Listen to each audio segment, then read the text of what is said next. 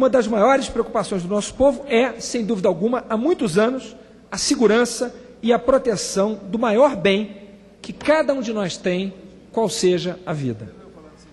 Nesse campo, são diversas as ações que podem e devem ser tomadas para alcançarmos rapidamente avanços importantes. Tais ações devem se dar no campo da prevenção e também no campo da repressão. No primeiro, necessário dizer de saída que para prevenir é preciso, antes de mais nada, conhecer.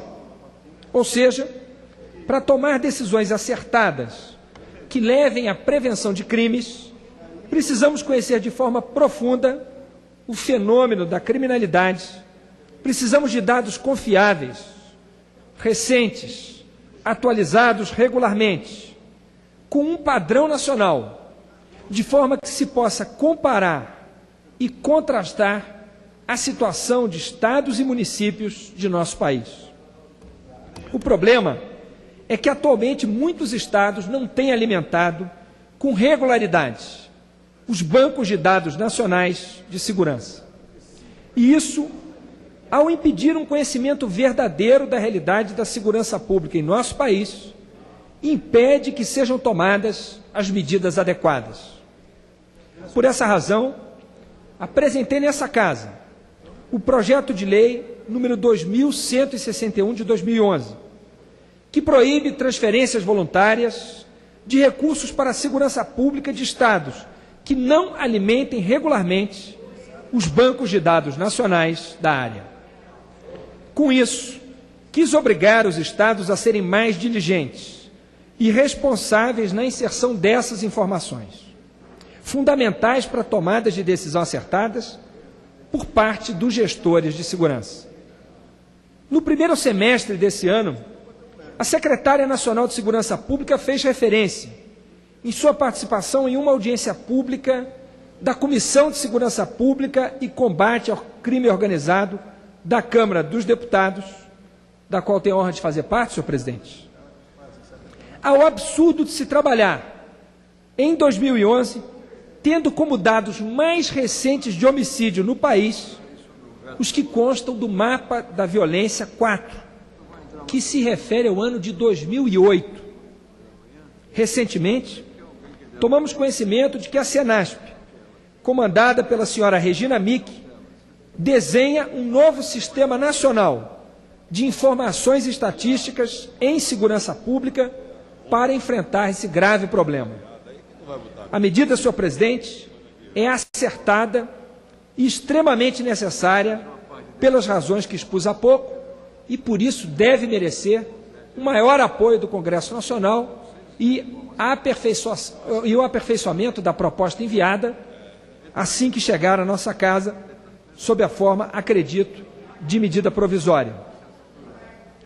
Mas, além de informações confiáveis, senhor presidente, que orientem decisões corretas para uma prevenção eficaz, são necessárias outras medidas.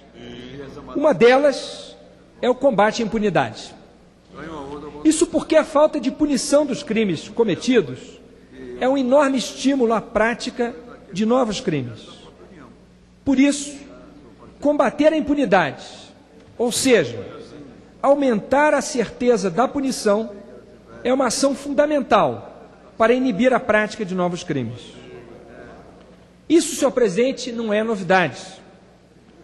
O italiano Cesare Beccaria já afirmava em seu livro Dos Delitos e das Penas, escrito em 1764, portanto há 247 anos, que, aspas, não é o rigor do suplício que previne os crimes com mais segurança, mas a certeza do castigo.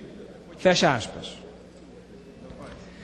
Desejo abordar aqui, senhor presidente, dois elementos que dizem respeito à punição de crimes, sem prejuízo de outros, também importantes, de que não será possível tratar hoje.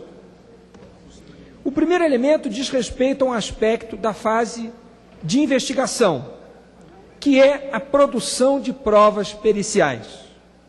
São estas, senhoras e senhores deputados, que, se produzidas, podem garantir a condenação de culpados e a absolvição de inocentes, combatendo, portanto, a impunidade.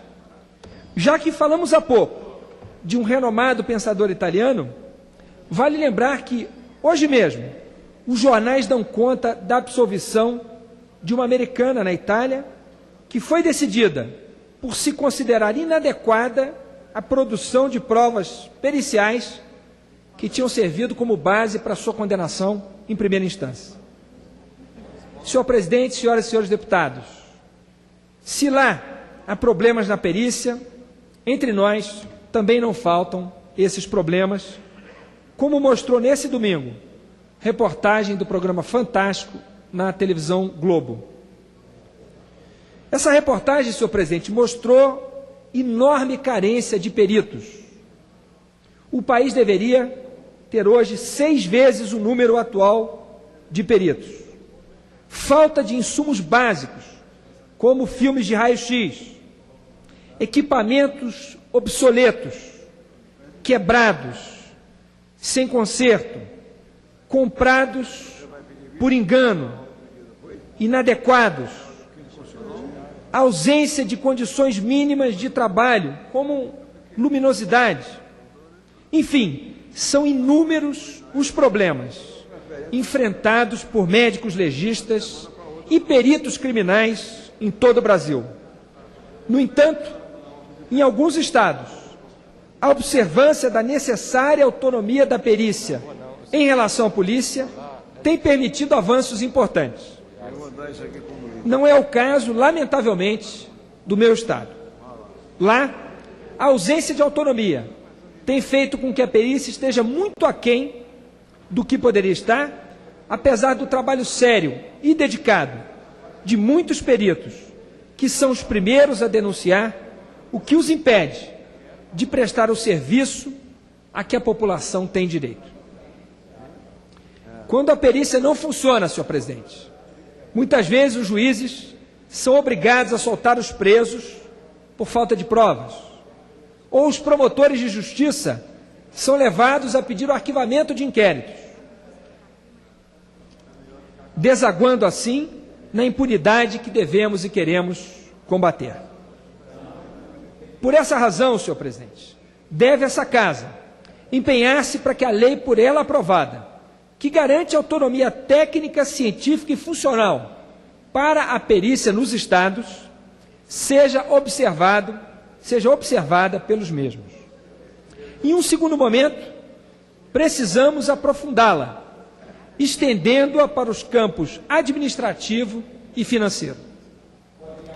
O Ministério da Justiça, senhor presidente, prepara um projeto para fortalecer e qualificar a atividade pericial nos estados, além de pretender construir 5 superlaboratórios de perícia, um para cada região do país, que prestariam serviço aos demais estados das respectivas regiões mediante o pagamento. Quero, senhor presidente, além de saudar essa iniciativa, solicitar desde já que um desses superlaboratórios seja levado para o estado do Rio de Janeiro, que por sua posição geográfica privilegiada, fazendo fronteira com os outros 3 estados de sua região, pode atender a toda a demanda que lhe chegará com maior facilidade. Por fim, senhor presidente, senhoras e senhores deputados, quero tratar aqui do segundo elemento da punição dos crimes. Não basta puni-los, é preciso puni-los de forma inteligente. O mesmo Cesare Beccaria afirmava em seu citado livro: o interesse de todos não é somente que se cometam poucos crimes, mais ainda que os delitos mais funestos à sociedade sejam os mais raros. Os meios que a legislação emprega para impedir os crimes devem, pois, ser mais fortes à medida que o delito é mais contrário ao bem público e pode tornar-se mais comum. Deve, pois, haver uma proporção entre os delitos e as penas. Fecha aspas. Foi com o objetivo de restabelecer este equilíbrio, senhor presidente, que propus e a Comissão de Constituição e Justiça e Cidadania desta Casa aprovou a criação da Subcomissão de Crimes e Penas, da qual tive a honra de ser indicado relator. Ao longo dos mais de 70 anos de vigência do Código Penal, esse Congresso foi pontualmente modificando as penas de crimes e desequilibrando, por consequência, o sistema que outrora existiu. Assim, hoje temos crimes graves, com penas leves, e crimes leves, com penas graves. São exemplo disso uma pena mínima menor para o crime de corrupção do que para o crime de roubo. Além do reequilíbrio, cogitamos, nesta subcomissão, apresentar outras propostas de modificação, como, por exemplo, relacionando o tipo de pena alternativa a ser aplicada ao dano causado pelo crime praticado. Seria uma maneira, senhor presidente, de ensinar aos criminosos, fazê-los sentir de que maneira o crime por eles praticados feriu a sociedade. Para corrigir essas distorções, um grupo composto por deputados de 9 partidos diferentes e membros da magistratura, do Ministério Público, da Defensoria Pública, da Ordem dos Advogados do Brasil e representantes da sociedade civil estão trabalhando há 2 meses e pretendem entregar, até o fim do ano, uma proposta de nova redação da legislação brasileira sobre crimes e penas. Tudo isso, senhor presidente, com o objetivo de garantir à sociedade a segurança que ela tanto espera.